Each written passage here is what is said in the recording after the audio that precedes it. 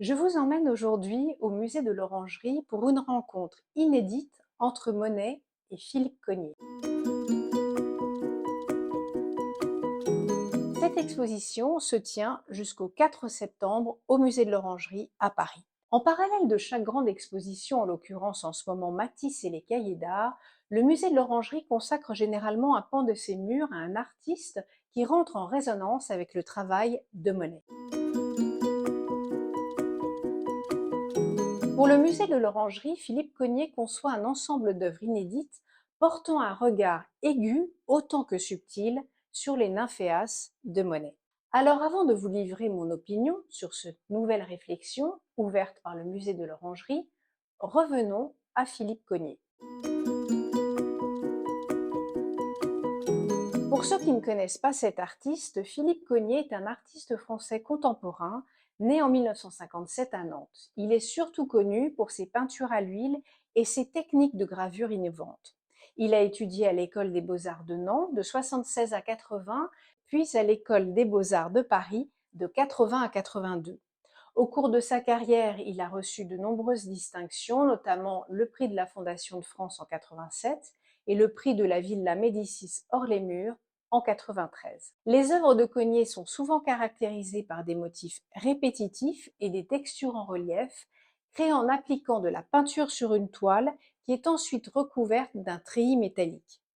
Alors cela donne à ces œuvres une apparence granuleuse et texturée qui ajoute une dimension tactile à ces images. Il faut noter également que l'artiste a développé une technique de gravure qui utilise de l'acétate pour créer des images abstraites en relief. Il imprime ensuite ces images sur papier, créant ainsi des œuvres qui ressemblent à des photographies floues. Aujourd'hui, Philippe Cogniet est considéré comme l'un des artistes les plus influents de sa génération et son travail continue d'être exposé et célébré dans les plus grands musées et galeries d'art du monde. Mais revenons à notre face-à-face. Philippe Cogniet a créé un ensemble de peintures inédites pour le musée de l'Orangerie qui explore les thèmes de la forêt, des broussailles et des foules, tout en remettant en question la perception du paysage et de la peinture elle-même.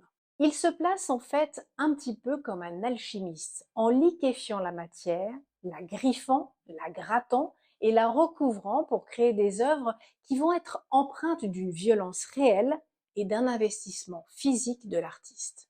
Alors quel est le résultat? Cela contribue à la présence de la peinture tout en représentant des sujets qui sont imprégnés d'une certaine sauvagerie ou d'une certaine inquiétude. Mais alors, quel lien peut-on établir entre ces deux artistes? Eh bien, si je dois donner mon avis concernant ce face-à-face que je trouve très pertinent, il y a un lien entre le travail de Philippe Cogniet et les nymphéas de Monet. En fait, elles concernent leur approche de la peinture. Comme Monet, Cogniet cherche à explorer la matière de la peinture elle-même et à l'utiliser pour créer une image plutôt que de simplement la reproduire. Les nymphéas de Monet sont des peintures abstraites de la nature, créées à partir de la représentation de l'eau, de la végétation et de la lumière.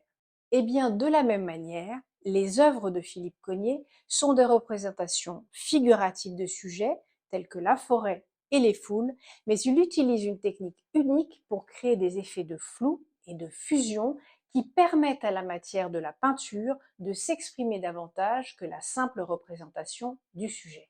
Et bien voilà, le lien est fait.